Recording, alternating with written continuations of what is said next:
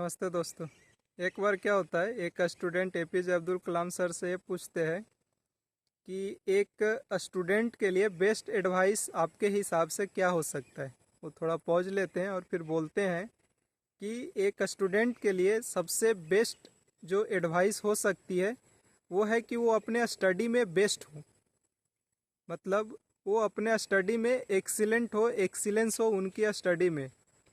तो अभी के है ना हिसाब से आप देखेंगे तो जैसे ही एक बच्चा 10th पास करता है या 10th में रहता है तो वहाँ पे काफ़ी ही ज़्यादा इमोशनल टर्मोइल है ना, काफ़ी ज़्यादा कन्फ्लिक्ट डायलेमा कैरियर को लेकर। ऐसा लगता है कि सब चीज़ अब है ना 10th 11th 12th इतना ही समय में कर लेना है ना। एक बच्चा को मैंने सिंगिंग भी करना है, डांसिंग भी करना है, साथ में पढ़ाई भी करना है।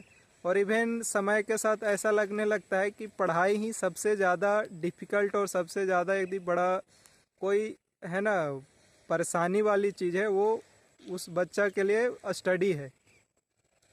बट इस चक्कर में क्या होता है कि जैसे आप भी रिलेट कर पाएंगे कि एक पढ़ाई के प्रति जो भी एक अविश्वास पैदा होता है उसके कारण है ना काफ़ी ज़्यादा खमियाजा भी देखने को मिलता है कि हम उसके चक्कर में पढ़ाई भी अच्छे से नहीं कर पाते हैं, जो भी चीज़ों की तैयारी कर रहे होते वो भी नहीं कर पाते। और दूसरा है ना जो चीज़ें का मन होता है वो भी उतने अच्छे से नहीं कर पाते हैं। तो एज ए स्टूडेंट है ना, जब भी खास करके आजकल के कोई भी स्टूडेंट एटलीस्ट ग्रेजुएशन तक तो पढ़ता ही है कि नहीं।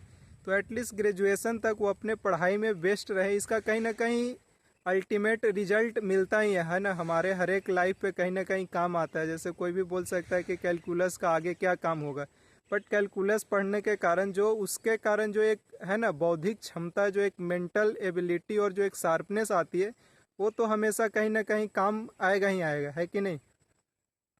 तो जब भी है ना एटलीस्ट हर एक कोई एक ग्रेजुएशन तक तो पढ़ता ही है, बट ग्रेजुएशन में जो भी सब्जेक्ट जो भी स्ट्रीम हो उसमें हर एक व्यक्ति को, हर एक स्टूडेंट को एक एक्सीलेंट है ना, माने जितना ज़्यादा वो सीख सकता है, पढ़ाई में बेस्ट हो सकता है, अपना दे सकता है और देना भी चाहिए है ना। और ये मतलब एक प्राथमिक चीज़ है।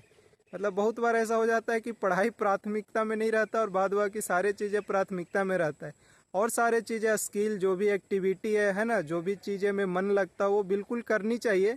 बट उस चक्कर में पढ़ाई को भी इग्नोर कर देना ज़्यादा उचित नहीं लगता। जैसे किन्हीं भी, जैसे एक बहुत ही फेमस विराट कोहली का एग्जाम्पल लेते हैं तो विराट कोहली जैसे एक हैं तो एक दो एक्सेप्शन हो सकते हैं जो शुरू से ही उनका मन है ना किसी अन्य क्षेत्र में लगा हो और उस हिसाब से अपने आप को एक्सेल किए हुए। बट एक मेजोरिटी को देखे है ना तो काफ़ी दुविधा में, पढ़ाई भी ठीक नहीं हो पाता और किसी अन्य क्षेत्र में एक्सीलेंसी भी नहीं आ पाती है।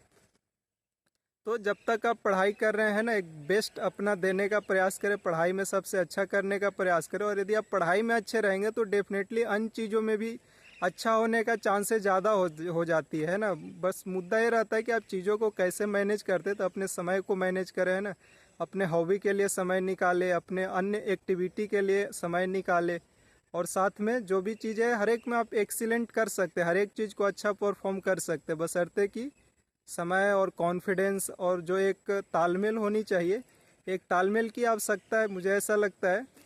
तो छुट्टियां जो भी त्यौहार वगैरह ख़त्म हो गया मुश्किल से है ना, एग्ज़ाम्स के 4-5 महीने मैक्सिमम बचे हैं, तो जो भी 3-4 महीने उसमें हर एक कोई को अपना बेस्ट देने का प्रयास करना चाहिए। और एक जर्नी है, इसको एंजॉय करना चाहिए है ना। मैंने बहुत ही ज़्यादा हार्ड एंड फास्ट नहीं है, बट ऐसा भी नहीं है कि अब एज ए स्टूडेंट है ना स्टडी उनका एक प्राइम चीज़ है कि नहीं। तो इस पर डेफिनेटली फोकस करना चाहिए।